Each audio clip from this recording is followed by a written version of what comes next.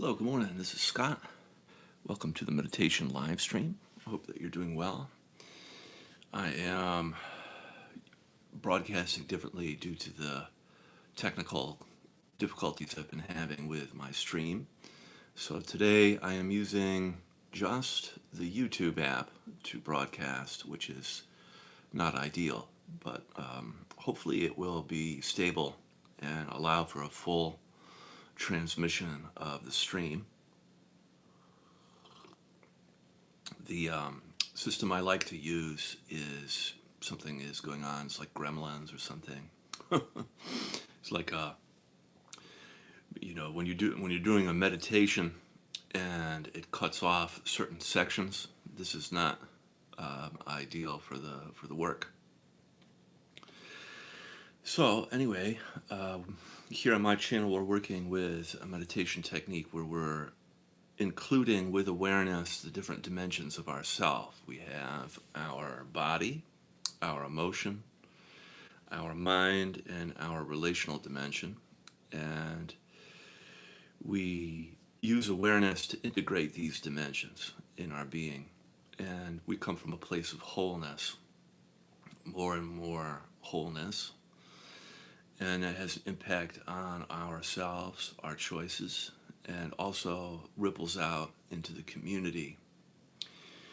The meditation structure is not complete without an embodiment or an emotional hygiene or a relational dimension.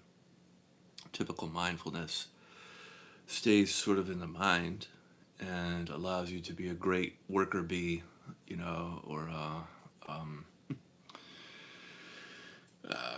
you know what I'm saying. So,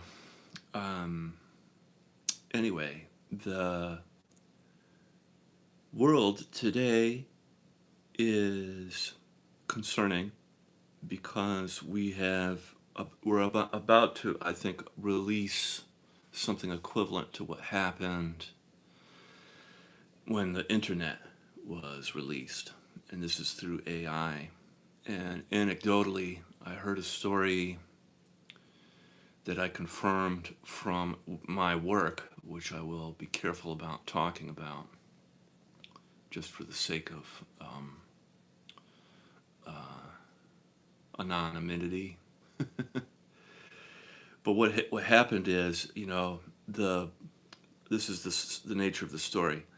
The son is at school, and the son cannot wait to come home, but instead of tell his mother, it's a single parent family, which is very common right now. Instead of telling his mother about his day at school, he tells a chatbot. He tells one of the large language models about his day. And I'll be careful about which large language model it was. It could be, we could say, for the sake of talking about it, Chat GPT, for example. And the reason that he tells the AI instead of his mom about the day is because of the lack of perceived friction that he has with the AI. That if he tells his mother, they will have relational difficulty about his school day. And because the AI, quote unquote, treats him better, the son has made attachment in a human way to a machine. And the machine is simulating a relationship with him, where as if he had told his mother, he would have actual relationship. He does not have a relationship, so to speak, with a machine. You have, not in the sense that I'm talking about, we all use technology, but I find this concerning because we are forming attachments at a young age to simulations. And when I say simulation, this means it's not real. It's like formulating an attachment with a TV show. A lot of people are into that TV show, The Office, for example, and have an attachment to The Office, so everything is filtered through the lens of their attachment. There's an unhealthy attachment to a creation that can only yield issues and difficulties. So this is a warning bell, I think, for civilization, is to what do we do about that? And I think when we practice awareness, we have at least a shot of understanding something built into ourselves that machines do not possess. And if they pretend, they can only pretend to possess what I'm talking about. So lately, before we begin the practice, I've been reading the Tao. Oh, it looks like it's in reverse. Sorry about that. That's not a setting I think I can fix right now. But anyway, this is the Tao written by Lao Tzu a long time ago, translated by Damo Mitchell. And I'm reading the stanzas to help elicit the divine mood and help us get into a more of a meditative place. So we are on number 51. The Tao nurtures. Tao gives birth. The De nourishes. Form shapes. Circumstance completes. Thus, all beings honor the Tao and value D. Why is Tao honored and D esteemed? Not by command, but because it's natural. Tao gives birth, D nourishes. They grow and are raised, sheltered, guided, sustained, protected. To produce without owning, to act without presuming, to guide without controlling. This is called the mysterious day. And if you recall, D, if I am to here, let me just mark where we are. D isn't often discussed. D is the result of the step-by-step process of cultivation that enables the mind to begin to perceive and thus act in an upright, virtuous manner. Thus, we often translate the term as virtue. It is naturally expressed quality of the mind rather than a contrived set of morals that we apply. Actual virtue as opposed to contrived virtue. So we'll begin now with the eyes closed.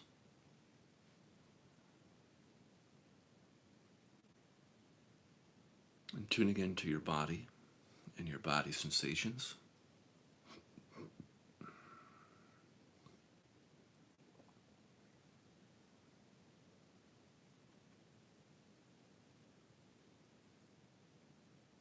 Feeling the tingling, the pulsing, the temperature, the sense of aliveness of your body.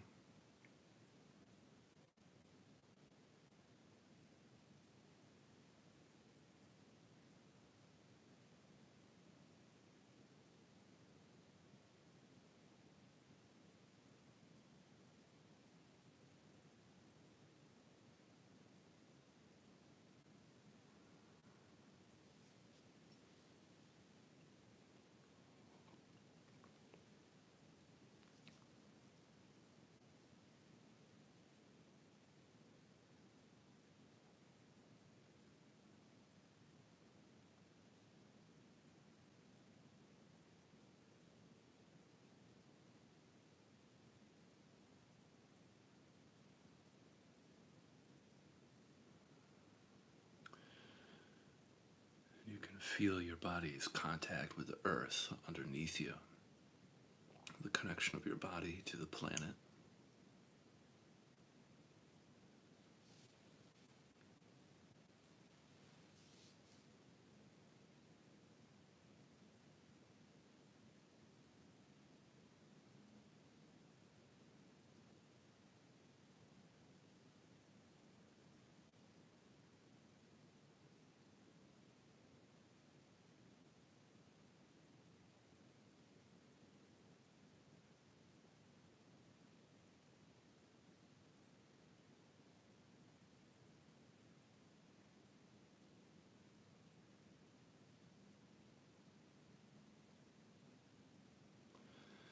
And you can begin the process of feeling and softening.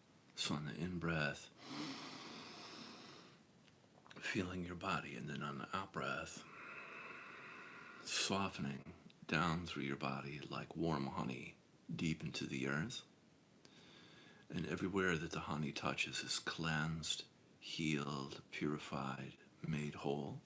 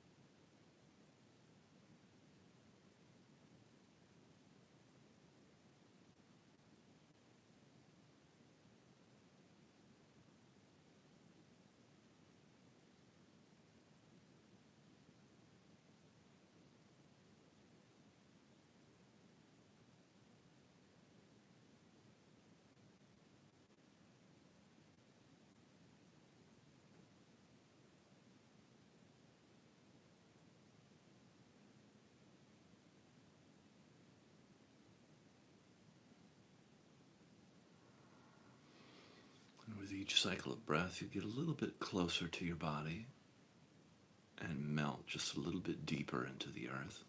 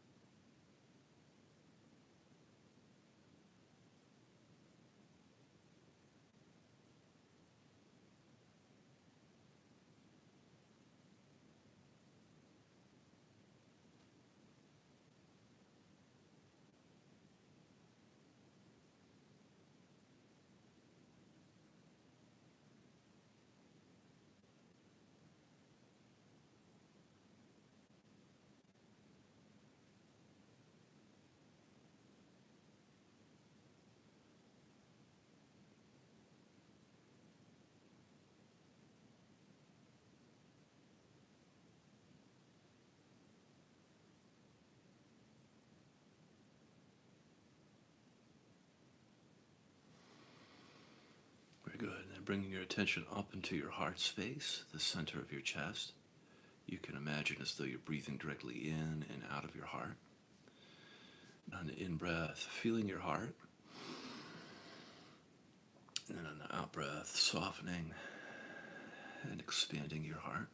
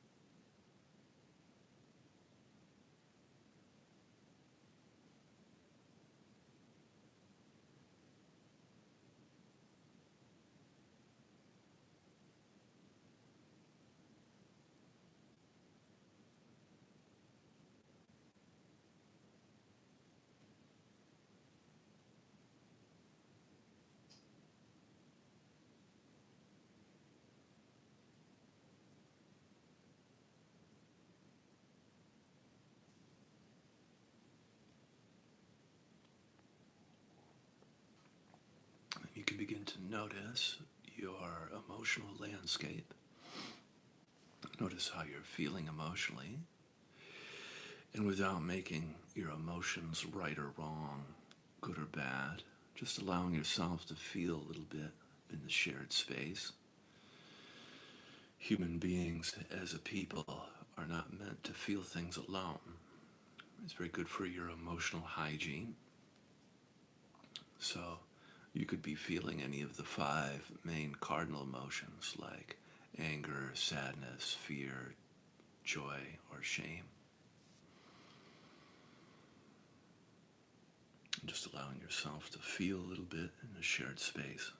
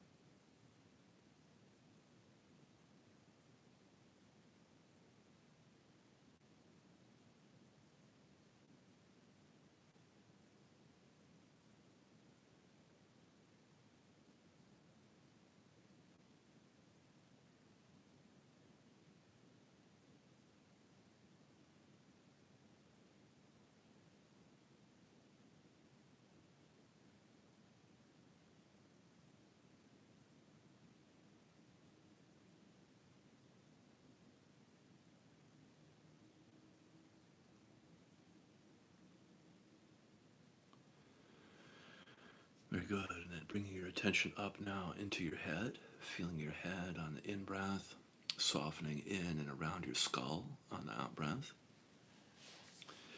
You can, if you like, breathe into your third eye space between your eyebrows or the top of your head, your crown, whatever feels correct for you. Either way is okay. And just feeling and softening in and around your skull.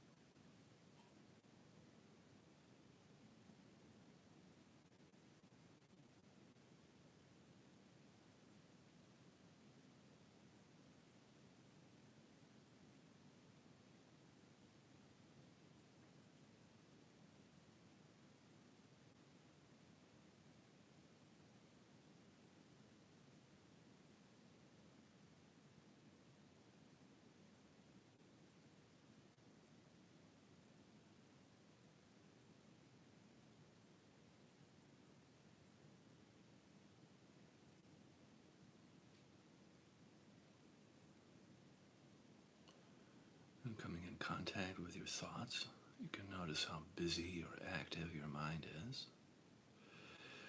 And just remaining uninvolved with your thoughts, allowing your thoughts to come and go like clouds in the sky. You can always come back to feeling your head or your body for grounding as a way to soften and increase the magnetism of your own presence. It's a great way to unhook, disentangle from a thought, come back to the present moment.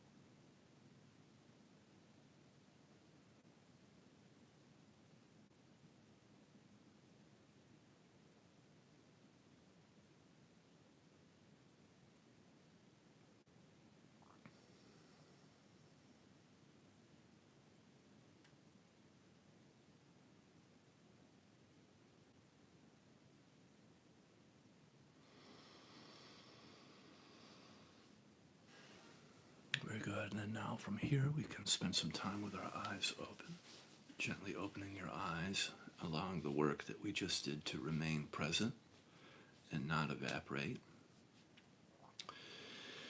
And we'll work in the relational space. So on the in-breath, feeling outside, and then on the out-breath, feeling inside. Just noticing the distinction, the difference between feeling outside on the in-breath and then inside on the out-breath.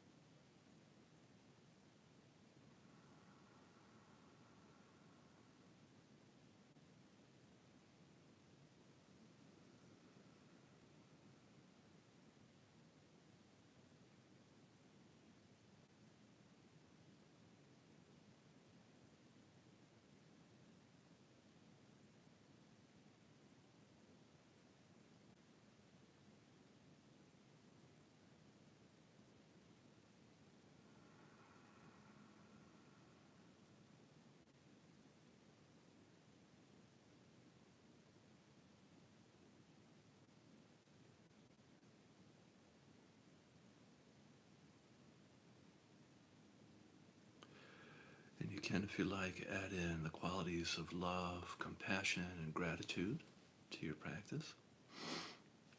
Feeling love, compassion, and gratitude around you on the in-breath. And then love and compassion and gratitude towards yourself on the out-breath.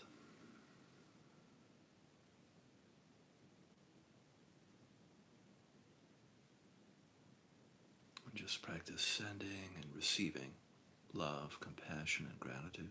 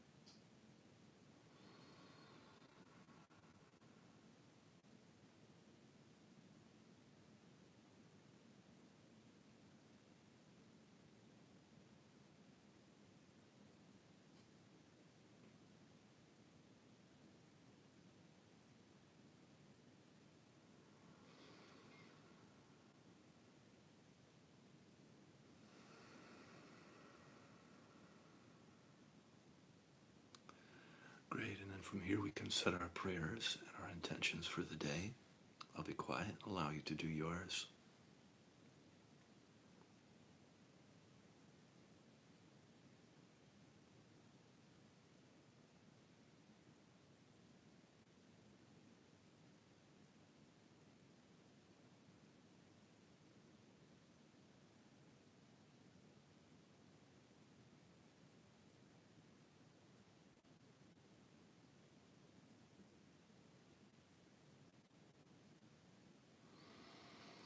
May this work that we do transform our life, offering up blessings and ripple out into the community. Amen.